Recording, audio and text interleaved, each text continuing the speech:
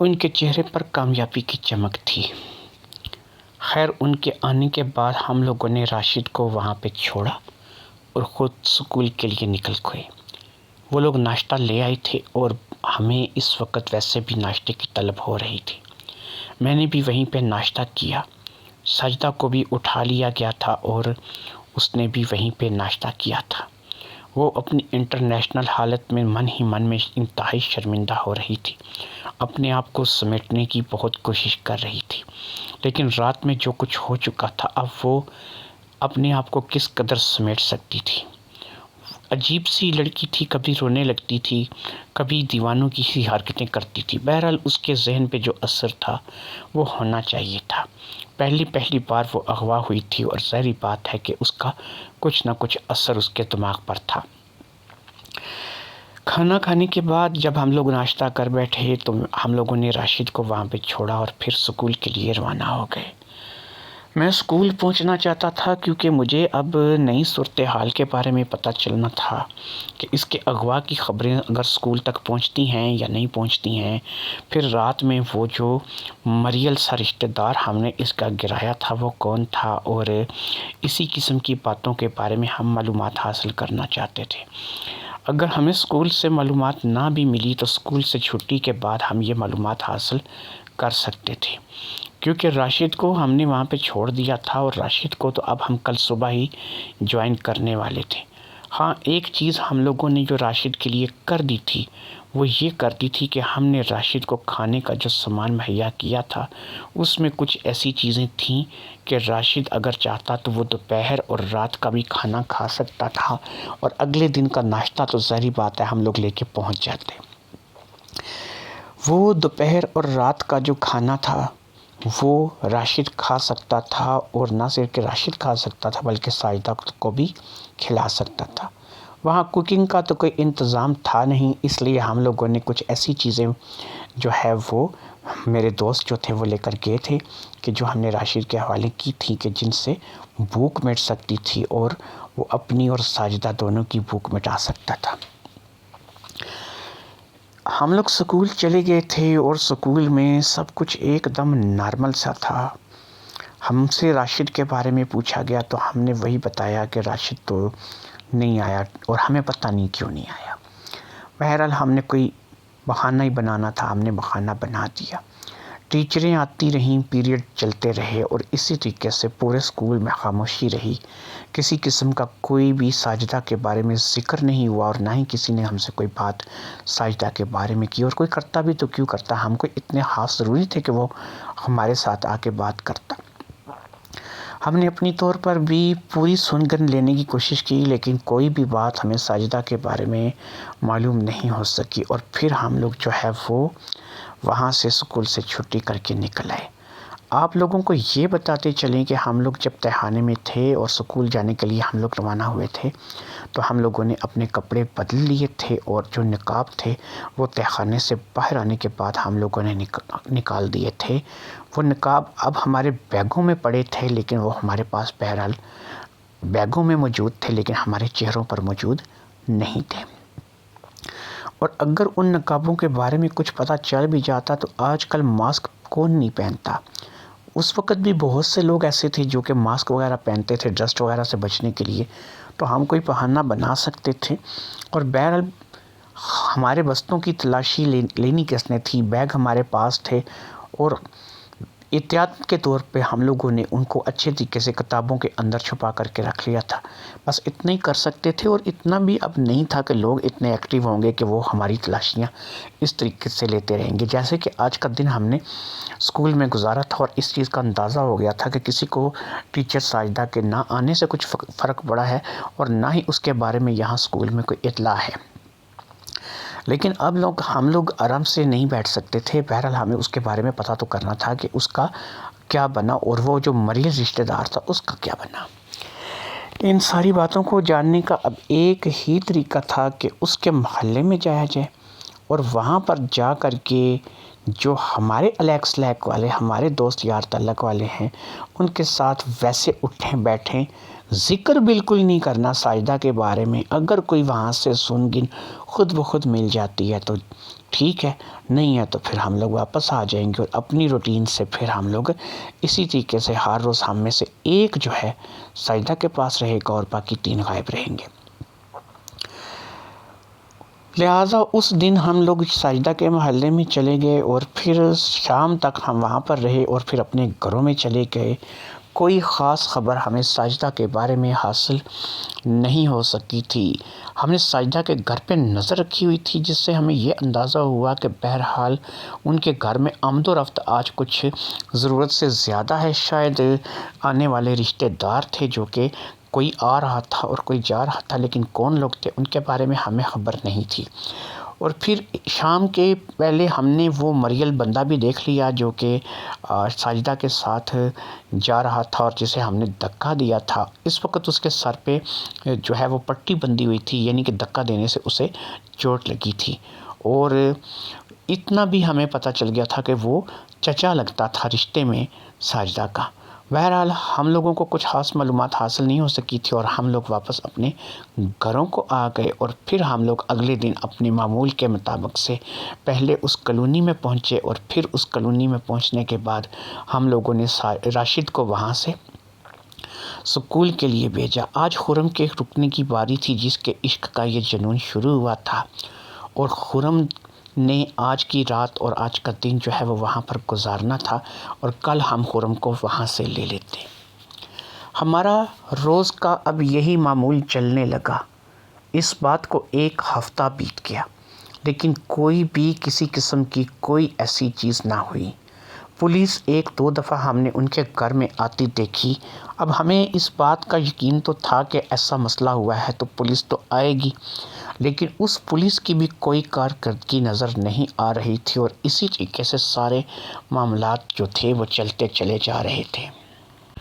ادھر ہم لوگوں کی پوری موجیں لگی ہوئی تھیں۔ ہم لوگوں میں سے جو بھی رات کو وہاں رکتا، وہ رکتا کیا پوری تباہی اتار دیتا، نہ خود سوتا نہ اس لڑکی کو سونے دیتا، اور پھر صبح کو کہیں جا کر کے وہ لڑکی جا کے سوتی تھی۔ اب ہم ہر روز جو بھی وہاں پر ہوتا تھا اس کی مکمل عید ہوتی تھی، اس کی مکمل انجوائے ہوتی تھی۔ ہم نہ تو اس کی کوئی منت سماجت سنتے تھے، نہ کوئی اس کا ترلا منت سنتے تھے۔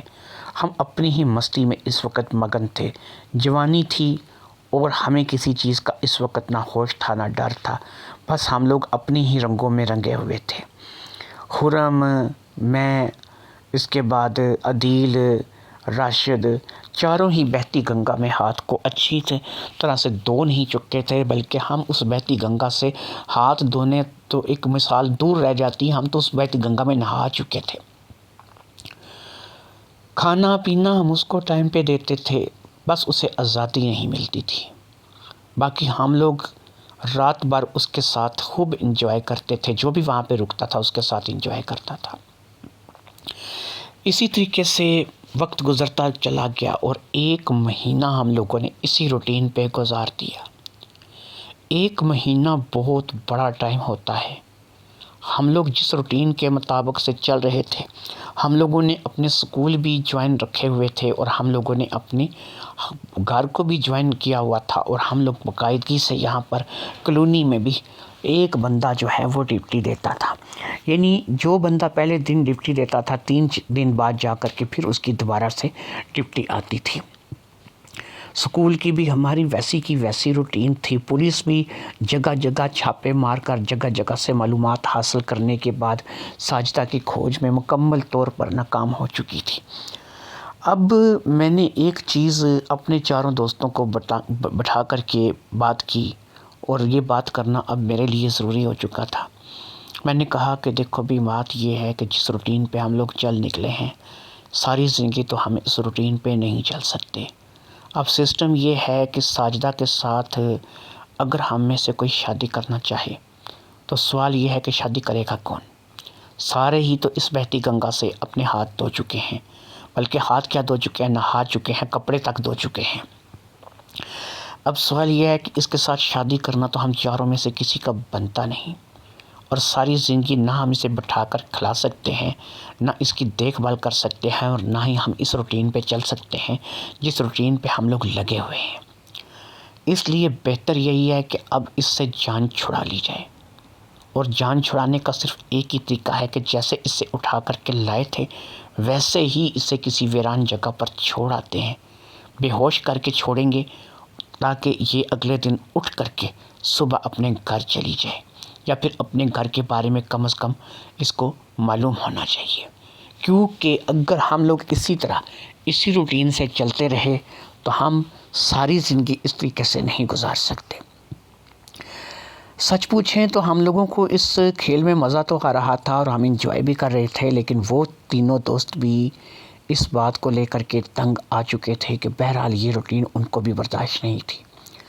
لہٰذا کیونکہ میں لیڈر بھی تھا اور وہ میری بات کو مانتے بھی تھے، تو لہٰذا ہم لوگوں نے اس بات کا اقرار کیا کہ بھائی واقعی ہم لوگوں کو اب صرف 1 ہفتہ اس کو اور یہاں پر رکھنا ہے، وہ بھی اس لیے کہ ابھی ہمیں اس سے لالچ تھا اور ہم اپنا لالچ پورا کرنا چاہتے تھے۔ اب 1 ہفتہ ہم اس کو مزید یہاں پر رکھیں گے اور اس 1 ہفتے میں ہم سے جتنی انجوائے ہو سکے گی ہم کرنے کے بعد اس کو یہاں سے نکال دیں گے اور اس کو وہاں پر چھوڑ آئیں گے کہ جہاں سے اسے اٹھ کر کے یا وہ خود گھر چلی جائے یا پھر اسے اس کے کوئی گھر پہنچا دے۔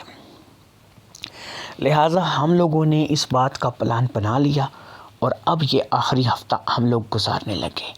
4 لوگ تھے، 4 دنی 8 دن ہم لوگوں نے رکھ لیے، یعنی کہ ہر انسان کے اب 2 دن تھے جو کہ سجدہ کے ساتھ گزرنے والے تھے۔ وہ ہمارے چہرے سے ابھی بھی آشنا نہیں تھی، ہم نے کسی نے بھی اپنا چہرہ اسے نہیں دکھایا تھا، ہم اس کے سامنے ہمیشہ نقاب میں رہتے تھے اور زیادہ تر کوشش کرتے تھے کہ ایسے کپڑے پہنے کہ جو ہم چاروں کے ایک جیسے ہوں تاکہ اس کو ہمیں پہچاننے میں کوئی مدد نہ ملے۔ اسی طریقے سے ہم اپنا وقت گزارتے چلے جا رہے تھے اور ہمارا جو وقت ہے وہ گزرتا چلا جا رہا تھا۔ سچ پوچھیں تو وہ پہلی جیسی بات نہیں رہی تھی۔ عشق کا جو بھوت ہمارے سر پر سوار ہوا تھا اسے دیکھنے کے بعد اب وہ کافی حد تک ہمارے سروں سے اتر چکا تھا، حقیقی زندگی ہمارے سامنے آ چکی تھی اور ہم نے اب یہی فیصلہ کیا تھا کہ اب جتنی جلدی ہو سکے اس سے جان چھڑا لیں گے۔ وہ ہفتہ ہم لوگوں نے آپس میں مل جل کر کے گزارا، یعنی اس ہفتے میں ہم نے 7 کی جگہ 8 دن کیے، 2 دن ہر شخص ہم میں سے یہاں پر آ کر کے رہا۔ اس تہہ خانے میں اب ہماری یادیں وابستہ تھیں۔ اس وقت موبائل دور نہیں تھا، نہ کوئی ایسا سسٹم تھا کہ ہم کچھ ویڈیوز بنا کے اپنے پاس یاد دہانی کے لیے رکھ لیتے۔ اس لیے جو کچھ بھی ہم نے کر لیا تھا یہ ہماری ذہنی یادداشت تھی جو کہ ہمارے ذہن کی میموری میں ساری زندگی کے لیے محفوظ ہو گئی تھی۔ سب نے اس ہفتے کے 2 دن لگائے اور یہ 8 دن بھی نکل گئے۔ ہم لوگوں کی امیدیں، آرزوئیں جو کچھ بھی تھیں وہ تقریباً پوری ہو چکی تھیں۔ ہم ذہنی طور پر اب اس بات پہ متفق ہو چکے تھے کہ اب ہمیں اس سے پیچھا چھڑا لینا چاہیے۔ لہٰذا 1 دن کے لیے پھر عدیل کو کیری ڈبہ لانے کے لیے کہا گیا اور عدیل نے اپنے اسی انکل سے کیری ڈبہ لے کر کے یہاں اس کالونی میں چلا آیا۔ رات کے ٹائم پر ہی ہم نے پہلے بھی واردات کی تھی اور اب ہم بھی رات کے ٹائم کا ہی انتظار کر رہے تھے۔ تقریباً رات کے 10 سے 11 بجے کے دوران ہم نے بے ہوش ساجدہ کو اٹھا کر کے تہہ خانے سے نکالا اور پھر اس کو لے کر کے اوپر کیری ڈبے میں ڈال کر کے ہم لوگ اس کالونی سے باہر نکل گئے۔ ہم اسے کسی ایسی جگہ پر ڈالنا چاہتے تھے کہ جہاں سے وہ آسانی سے اپنے گھر چلی جائے۔ ہمیں ایسی جگہ تلاش کرنی تھی جس میں وہ آسانی سے اٹھ کر کے اپنے گھر چلی جائے۔ میں نے تمام دوستوں کو مشورہ دیا کہ وہی جگہ بہترین رہے گی جہاں سے ہم نے اسے اٹھایا تھا، وہیں پہ اتار تو وہاں سے اس کا گھر بھی نزدیک ہے، اور وہیں پہ کیونکہ وہاں پہ زمینیں ہیں اور زیادہ تر جو ہے وہ ویران سی جگہ ہے تو یہاں پر اتار دو۔ کہنے لگے کہ کوئی کتا بلا اسے کوئی نقصان نہ پہنچا دے، تو میں نے کہا کہ نہیں، ایسی کوئی بات نہیں ہے کیونکہ وہاں سے انسانوں کا گزر ہوتا رہتا ہے، اس لیے کوئی جنگلی جانور یا کوئی کتا وغیرہ اس کو نقصان بہرحال نہیں پہنچائے گا۔ بے ہوشی کی حالت میں ہم نے ساجدہ کو وہیں اسی زمین پر وہیں پہ اتار دیا۔ ہاں، ہم نے اتنا ضرور کیا تھا کہ ہم نے اسے ایک گرم چادر میں لپیٹ دیا تھا تاکہ اسے ٹھنڈ نہ لگ جائے۔ تھوڑی تھوڑی سردی رات کو ہو جاتی تھی، اس لیے ہم نے اسے ایک گرم چادر میں لپیٹ دیا تھا۔ اس چادر کے بارے میں ہمیں بھی کوئی مسئلہ نہیں تھا، ایسی چادریں بازار میں ہزاروں مل جاتی تھی، اس لیے اس چادر سے بھی ہمیں پکڑا نہیں جا سکتا تھا۔ باقی ہم نے کوئی ایسا نشان یا کوئی ثبوت نہیں چھوڑا تھا کہ جس سے ہمیں پہچان لیا جاتا اور ہماری پہچان ہوتی۔ اسے وہاں ڈالنے کے بعد ہم لوگوں نے فوری طور پر عدیل کو بھیج دیا تھا کہ وہ کیری ڈبہ واپس کر دے۔ ہم لوگ راستے میں اتر گئے تھے اور اپنے اپنے گھروں کو روانہ ہو گئے تھے۔ وہ کپڑے جو ہم نے ان کاموں کے لیے استعمال کیے تھے، ان کپڑوں کو ہم لوگوں نے جلا دیا تھا اور اس کی راکھ بہا کر کے ہم نے اپنا سارا سے ثبوت جو تھا وہ مٹا دیا تھا۔ ہم نے وہ راکھ بہا دی تھی۔ ہر قسم کا ثبوت مکمل طور پر مٹانے کے بعد ہم اپنے اپنے گھروں کو واپس آ گئے تھے۔ ہم لوگوں نے ایک بات اب بھی طے کی تھی اور یہ میرے مشورے پر ہی ہو رہا تھا کیونکہ میں لیڈر تھا اور میں سب کو لیڈ کر رہا تھا، کہ ہم لوگ پھر بھی کچھ دن تک وہی روٹین اپنی اسکول جانے کی رکھیں گے کہ ہم میں سے 3-4 دن بعد ایک چھٹی کر لیا کرے گا تاکہ بالکل شک نہ پڑے کہ ہم لوگوں نے اپنی روٹین بدل لی ہے۔ لہٰذا ہم نے یہی کیا اور اسی پر عمل کیا۔ پھر ایک ماہ گزر گیا۔ اب ساجدہ ہمارے اسکول نہیں آتی تھی، اس نے اسکول آنا چھوڑ دیا تھا، شاید اس نے یہ نوکری ہی چھوڑ دی تھی۔ اس کے بارے میں کیا ہوا، اسے گھر تک پہنچی نہیں پہنچی، اس کی بھی ہم نے کوئی خاص خبر نہیں لی۔ ہمارے اصل میں پوچھیں تو دل دماغ اکتا چکے تھے۔ ہم لوگوں نے جو کچھ کرنا تھا کر لیا تھا۔ اب ہمارا من نہیں چاہتا تھا کہ ہم اس گلی کا چکر بھی لگائیں یا اس محلے میں بھی جائیں۔ یہ بات تقریباً کوئی 2 سے 3 مہینے کے اندر کی ہے، یعنی اس واقعے کے 2-3 مہینے بعد کی یہ بات ہے۔ میرے بڑے بھائی اکرام کے لیے رشتہ دیکھے جانے لگا اور پھر میں اس بات کو دیکھ کر کے حیرت زدہ رہ گیا کہ اکرام بھائی کے لیے جو رشتہ دیکھا گیا وہ کسی اور کا نہیں بلکہ وہ رشتہ ساجدہ کا تھا۔ پتہ نہیں اکرام نے ساجدہ کو کہاں دیکھا تھا یا ہمارے گھر والوں کو ساجدہ کے گھر والوں سے کیسے تعلق ہو گیا تھا۔ میں کیونکہ زیادہ تر گھر سے باہر اور لفنڈر پنے میں رہتا تھا تو مجھے گھر کی اندرونی معاملات کی زیادہ فکر نہیں رہتی تھی، لیکن جب اکرام کا رشتہ ساجدہ سے کرنے کی بات آئی تو میرے پاؤں کے نیچے سے زمین نکل گئی۔ اکرام میرا سگا بڑا بھائی تھا۔ اب میں اپنے بھائی کو کیا بتا سکتا تھا کہ میں نے ایک ایسی لڑکی کو اپنی بھابھی بنتے ہوئے کیسے دیکھوں کہ جس لڑکی کے ساتھ میں اپنی راتیں رنگین کر چکا تھا، جس بہتی گنگا سے صرف میں نے ہی نہیں میرے دوستوں نے بھی ہاتھ دھوئے تھے۔ مجھ سے میرے گھر والوں نے جب اس شادی کے بارے میں مشورہ کیا تو میں نے کہا کہ بھئی مجھے تو یہ لڑکی پسند نہیں آ رہی ہے، پتہ نہیں بھائی نے اس میں کیا دیکھ لیا ہے۔ تو کہنے لگے نہیں ہم ساجدہ لوگوں کو بہت پرانا جانتے ہیں۔ اب یہ بات بھی پہلی بار مجھے پتہ چل رہی تھی کہ میرے گھر والے ان کو پرانا جانتے ہیں۔ وہ ایک شریف لڑکی ہے اور شریف گھر سے ان کا تعلق ہے۔ اب مجھے ایک چیز کی سمجھ نہیں آ رہی تھی کہ اس کے اغوا والی کہانی تو میرے گھر والوں کو پتہ ہوگی، اور اگر میرے گھر والوں کو اس کی اغوا والی کہانی پتہ تھی تو ظاہری بات ہے کہ میرے گھر والے اس سے رشتہ کرنا پسند نہیں کریں گے۔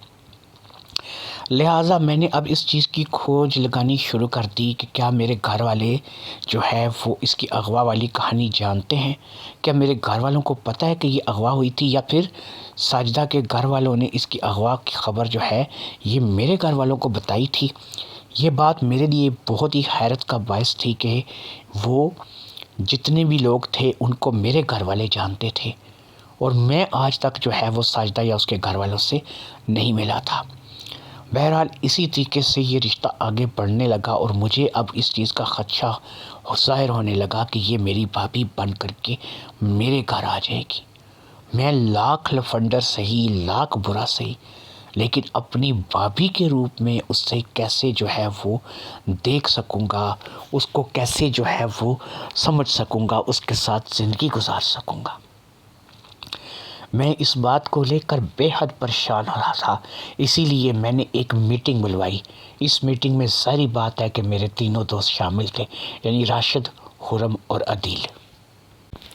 انہوں نے جب یہ بات سنی کہ اکرام بھائی، جن کو وہ بھی اچھی طرح سے جانتے ہیں کہ وہ میرے بڑے بھائی ہیں، کہ وہ ساجدہ سے شادی کر رہے ہیں، تو وہ تینوں بھی پریشان ہو گئے۔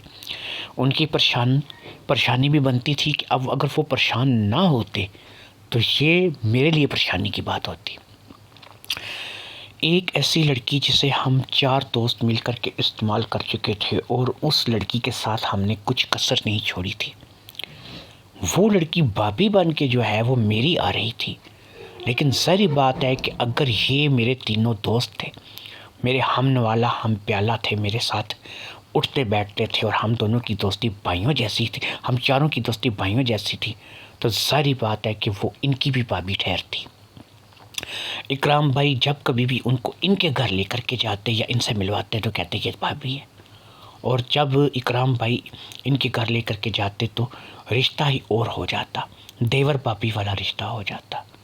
ہم لوگ لاکھ برے صحیح تھے، لیکن ہمارے اندر ایک چیز آ رہی تھی کہ بہرحال ہمیں ساجدہ کو کسی بھی شکل میں بابی کے روپ میں جو ہے وہ اپنانا نہیں ہے، اور اس کے لیے ہمیں جو ہے وہ گھر والوں کو اصلی حالات سے آگاہ کرنا پڑے گا۔ اور وہ اصلی حالات کیا تھے؟ ہمیں کچھ اپنے بارے میں نہیں بتانا تھا، بلکہ ہمیں یہ بتانا تھا کہ یہ لڑکی جس سے شادی اکرام بھائی کرنے جا رہے ہیں، یہ لڑکی تو باقاعدہ سے اغوا ہوئی تھی۔ اور یہ بات جو ہے اب میں تو کر نہیں سکتا تھا اپنے گھر میں نے یہ میٹنگ اسی لیے بلوائی تھی کہ راشد، عدیل یا پھر خرم میں سے کوئی یہ بات جو ہے وہ ہمارے گھر آ کر کے بتائے، اور یہ بات جو ہے وہ ان میں سے کسی کے ذریعے سے گھر پہنچے۔ لہذا طے پایا کہ کیونکہ یہ زیادہ جنون جو تھا عشق کا یہ خرم صاحب کو چڑھا ہوا تھا، تو یہ بات بھی خرم ہی ہمارے گھر میں آ کر کے بتائے گا۔ تو لہٰذا پلان کے مطابق اگلے ہی دن خرم میرے گھر آیا، تو وہاں پر ساجدہ کے رشتے کی باتیں چل رہی تھی، کیونکہ اب ڈیلی بیسس پہ ایسی باتیں ہوتی تھیں۔ خرم نے جان بوجھ کر کہا کہ آنٹی، میری والدہ کو کہا، آنٹی میں تصویر دیکھ سکتا ہوں لڑکی کون ہے، اگر مجھے بھی تو پتہ لگے میری ہونے والی بھابھی کون ہے۔ تو اس نے کہا ہاں، میری والدہ نے کہا ہاں ایسی کون سی بات ہے، ابھی دکھاتی ہوں۔ تو انہوں نے وہ تصویر جو کہ ساجدہ کی تھی وہ اس کو دے دی۔ اب ساجدہ کی تصویر کو دیکھنے کے بعد خرم نے چونکنے کی ایکٹنگ کی اور کہا آنٹی یہ لڑکی آپ اس سے اکرام بھائی کی شادی کرنے جا رہی ہیں؟ تو امی نے کہا ہاں، میں اس سے اکرام بھائی کی شادی کرنے جا رہی ہوں، اکرام کی شادی اسی سے ہونے والی ہے، کیوں تمہیں کوئی پرابلم ہے؟ تو کہنے لگا نہیں آنٹی، لیکن آپ کو شاید ایک بات پتہ نہیں ہے، آپ چاہیں تو اس کے محلے سے بھی پتہ کرا سکتی ہیں، میں نے بات سنی ہے، میں کنفرم نہیں ہوں، آپ چاہیں تو پتہ کرا سکتی ہیں۔ میں نے صرف سنی ہے، میں سنی بات پہ کرنے لگا ہوں، میں نے کوئی دیکھا نہیں ہے، مجھے کچھ اس چیز کے بارے میں پتہ نہیں ہے، لیکن ان کے اڑوس پڑوس محلے سے میں نے یہ باتیں سنی ہیں، تو میں آپ کو وہ بات بتانے لگا ہوں۔ تو بات یہ ہے آنٹی کہ اس لڑکی کے بارے میں نے یہ سنا ہے کہ اس لڑکی کو کسی نے اغوا کر لیا تھا، اور یہ لڑکی تقریباً مہینہ ڈیڑھ مہینہ گھر نہیں آئی، اور یہ مہینہ ڈیڑھ مہینہ جو ہے وہ گھر سے غائب رہی۔ ان کے محلے میں پولیس بھی آتی رہی، ان کے رشتہ دار بھی، لوگ بھی بہت کچھ آتے رہے، تو اس لیے میں کیونکہ ادھر میرا چکر لگتا رہتا ہے، تو میرے بھی کچھ دوست وغیرہ ہیں، کچھ ملنے والے ہیں، تو انہوں نے بتایا ہے اس کے بارے میں کہ یہ لڑکی اغوا ہوئی ہے، اور یہ لڑکی جو ہے یہ میں اس لیے بھی پہچانتا ہوں کہ یہ چند دن ہمارے اسکول میں ٹیچر بن کے بھی رہی ہے، یہ ہمیں میتھ بھی پڑھاتی رہی ہے، تو اس لیے میں اسے جو ہے نا وہ پہچانتا ہوں، شکل سے پہچانتا ہوں، آپ نے مجھے تصویر دکھائی ہے تو میں اسے پہچان گیا ہوں۔ خرم کی بات سن کر کے میری امی جو تھیں وہ تھوڑی سی زیر لب مسکرائیں، اور پھر کہنے لگی بیٹا ہمیں اس بارے میں پتہ ہے، ساجدہ کے گھر والوں نے ہم سے کچھ بھی نہیں چھپایا، انہوں نے ہمیں اس بارے میں بتایا ہے کہ اس لڑکی کو کچھ لوگوں نے اغوا کر لیا تھا۔ اب اس میں مجھے بتاؤ اس بچی کا کیا قصور ہے کہ جن لوگوں نے اغوا کیا غلط تو وہ لوگ تھے، اور پھر ان لوگوں نے اسے تقریباً مہینہ ڈیڑھ مہینہ کے بعد ایک ویران جگہ پر چھوڑ دیا، اور یہ بیچاری جب اسے ہوش آیا تو گرتی پڑتی اپنے گھر چلی آئی۔ اب مجھے بتاؤ اس میں اس بیچاری کا کیا قصور ہے؟ یہ تو ہر طرف سے بے قصور ہے۔ لہٰذا اس کے گھر والوں نے کسی بات کا پردہ نہیں رکھا۔ یہ بات جو تم آج ہمیں بتا رہے ہو، یہ اس کے گھر والوں نے ہمیں اکرام کے ساتھ رشتہ کرنے سے پہلے بتا دی تھی۔ اس لیے تم اس بات کی فکر مت لو، ہمیں اس بات کا پہلے سے پتہ ہے۔ خرم جان چکا تھا، میں بھی ظاہری بات ہے پاس ہی بیٹھا تھا، میں بھی جان چکا تھا، مجھے بھی پتہ چل چکا تھا، لہٰذا اب مجھے اس بات کا پکا خدشہ ہو گیا تھا کہ یہ شادی ہوگی ہی ہوگی۔ میرے خدشات زیادہ تر سچ ہی ثابت ہوتے ہیں، لہٰذا یہ خدشہ سچ ثابت ہو گیا، اور وہ لڑکی جو کہ ہم چاروں کے پاس تقریباً مہینہ سے سوا مہینہ رہ چکی تھی، اور ہم نے اسے ایک تہہ خانے میں رکھا تھا اور کسی قسم کی کوئی کسر نہیں چھوڑی تھی، آخرکار اکرام کے ساتھ شادی کر کے میرے بڑے بھائی کی بیوی بن کے، میری بھابھی بن کے میرے گھر آ گئی تھی۔ میری اس کے ساتھ نہیں بنتی تھی، میں اس کے ساتھ زیادہ بات چیت نہیں کرتا تھا، کیونکہ اب وہ گھر کی ایک فرد تھی اور ہم لوگ جو ہے وہ سارے اکٹھے رہتے تھے، تو کبھی نہ کبھی کسی نہ کسی سلسلے میں بات کرنی پڑ ہی جاتی تھی، اسے بھی اور مجھے بھی۔ مجھے نہیں پتا تھا کہ وہ میری اصلیت جانتی ہے یا نہیں، لیکن مجھے اتنا پتا تھا کہ بہرحال وہ میری اور میرے دوستوں کی اگر اصلیت جانتی ہوتی تو وہ یہ بات ہو سکتا ہے کہ کب کا کھل چکی ہوتی، لیکن وہ میری اور میرے دوستوں کی حیثیت سے واقف نہیں تھی۔ ہاں اتنا ضرور تھا کہ اسے یہ یاد تھا کہ میں اس کا ایک نالائق قسم کا اسٹوڈنٹ تھا جو کہ اس کے اسکول میں پڑھتا تھا اور انتہائی نالائق تھا۔ خرم، راشد اور عدیل کے بارے میں بھی اس کا کچھ ایسا ہی نظریہ تھا کہ وہ بھی ایک نالائق قسم کے اسٹوڈنٹ تھے جو کہ اکثر میرے دوست تھے مجھ سے ملنے اب گھر پہ آ جایا کرتے تھے۔ میں آپ کو سچ بتاؤں تو وہ بھی اب ساجدہ سے نظریں نہیں ملاتے تھے، اور ساجدہ سے نظریں سچ پوچھے تو میری بھی نہیں اٹھتی تھی۔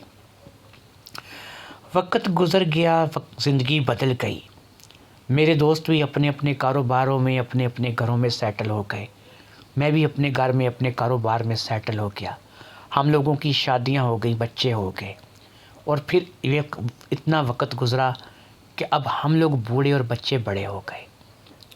آج اکرام بھائی میرے پاس آئے تھے، وہ اپنے بیٹے کے لیے میری بیٹی کا ہاتھ مانگ رہے ہیں۔ وہ چاہتے ہیں کہ میری بیٹی نازنین جو کہ اب اچھی خاصی جوان ہو چکی ہے، میں اس کی شادی ان کے بیٹے افضل سے کرا دوں، لیکن میں اس رشتے کو لے کر کے بے حد پریشان ہوں۔ مجھے سمجھ نہیں آ رہی کہ میں کیا فیصلہ کروں۔ اس بات کے لیے میں نے عدیل، راشد اور خرم سے بھی مشورہ کیا ہے۔ اب تو ہمارے پاس فون ہیں، اینڈرائڈ فون ہیں، وقت بدل چکا ہے۔ یہ وہ زمانہ تھا جس وقت کا میں آپ کو قصہ سنا رہا ہوں کہ موبائل نہیں، PTCL فون ہوا کرتے تھے، اور آج تو ہمارے پاس اینڈرائڈ فون ہیں۔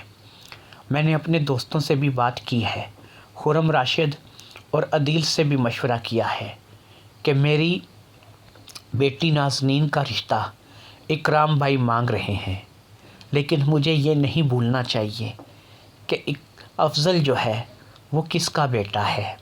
وہ ظاہری بات ہے کہ وہ اکرام بھائی کا بیٹا ہو سکتا ہے، لیکن ایسا بھی تو ہو سکتا ہے کہ اکرام کے علاوہ اس کا باپ میں ہوں، خرم ہو، راشد ہو یا پھر عدیل ہو، یہ بھی تو کوئی پتہ نہیں۔